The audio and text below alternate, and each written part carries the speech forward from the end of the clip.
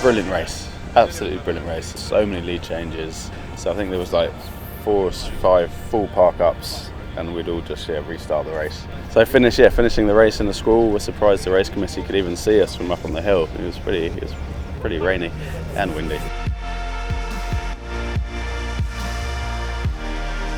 Yesterday evening we arrived at Guadeloupe as the sun was starting to go down. We were very excited because we benefited from the fact to close about a 3-mile gap between us and PowerPlay. So that was great for us. Obviously Maserati came into the mix as well. And in fact, Maserati pulled ahead for a little bit at the back of Guadeloupe.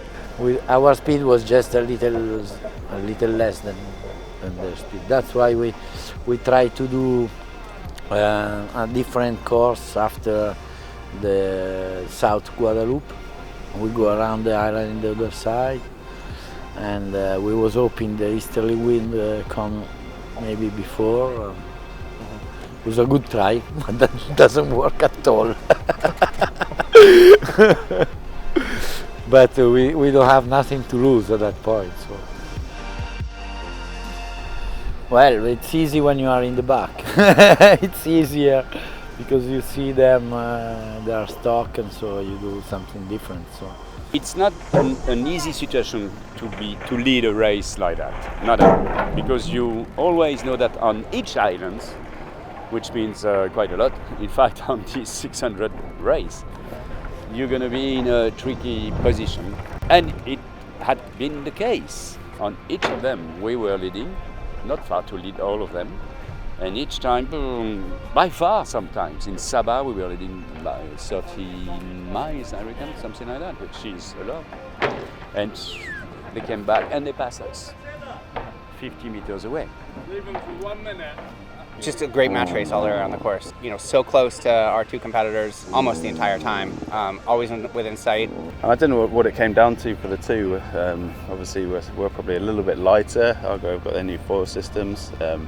But whether that made a difference, I don't actually know. It's just strategy, and then we got a good shift at the end and just managed to pull away. But it was touch and go the whole way around.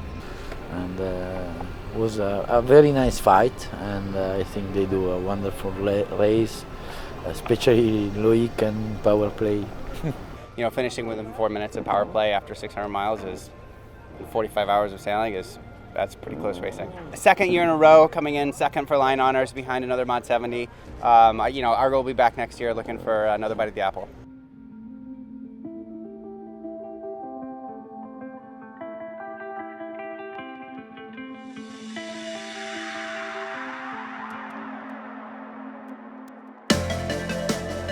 And this was our first long offshore race as a team, and we just arrived back, and it looks like we're going to pick up second.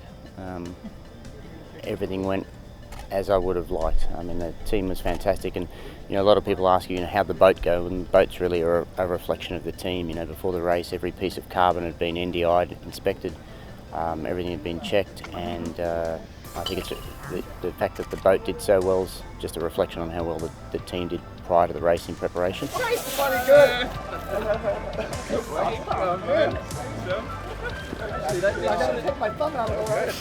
Yeah, it was a good race. A little frustrating in the very beginning.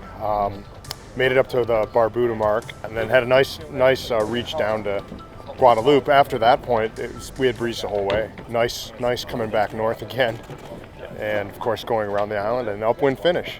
We were tack for tack with Shockwave. They got stuck a little bit further out towards the bottom of Guadeloupe, and we were hugging the shore there and passed them there. You know, Wizard are in a different category to us, but I'm about to head down there and take those boys some beers, because we were almost in a match race for half a day with them, and it was fantastic, and every point of sail that was advantageous to us, we'd turn the corner and they'd take a bit back until we got to the bottom of the course, and Shockwave came alive, and then we were sitting on the high side of 30 knots, and Wizard went backwards. However, I was really surprised as we're crossing the line. I looked over my shoulder again, and there was their light, so they just haunted us for the best part of 36 hours. Anytime you can do a yacht race just in a pair of shorts and wear the top, you're in the right place. And at the moment it looks like outside is looking pretty strong, but hopefully we redeemed ourselves in the second half, and we can get somewhere respectable in the placings. We feel we made it to the finish line, which we didn't the last 2 long races, so we are very happy. Finish is important, but if we win the MOCRA, it will be all much sweeter. Very satisfied. We put a lot of work into a boat like this. They're big projects and takes a lot of commitment from the owners, and it's 3 races. It's 2 transatlantics and the middle sea race, which we haven't finished for various reasons. They're very technical boats.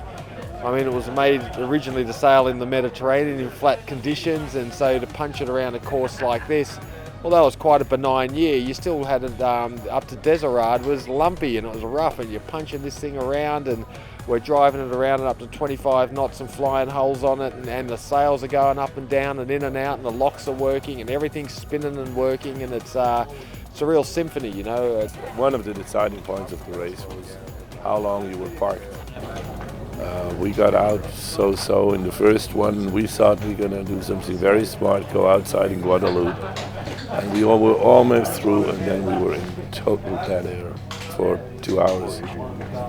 But so was everybody else.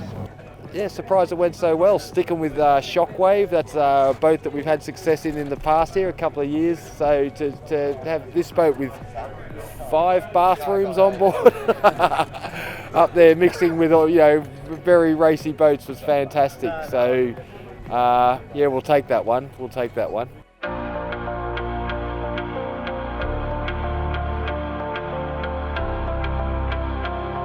And we had a great race. I mean, it's me, Bo, taking care about all the guys, and it was a real pleasure to sail with them and to have a great time here together.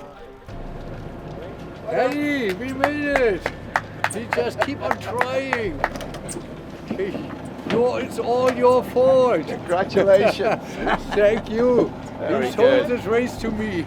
Oh, well, it's just amazing. I mean, we had a great race. The crew was working fantastic. 60 hours fighting every inch and every second, and loving the boat and taking care of it. And I mean, the country, the scenic of the volcanoes, of the Caribbean islands, the sunshine, the water, it's just fantastic. The best part for sure is finish a race. If you do an offshore race, it's not just a race for 600 miles and not just having a good start. It's the preparation, it's bringing the boat here, it's to do all that what is in front of a race. So it takes half a year. And when you cross the finish line and you're back on the dock and you're having your beer, then you know, okay, that half a year is over, and now what's the next project? So. Happy birthday to you. Happy birthday, dear Tilmar. Happy birthday to you. That is being with the outsider crew together, celebrating a great race, and being together with the crew for 38 years. Not all of them, but a lot of them. That's the best birthday ever.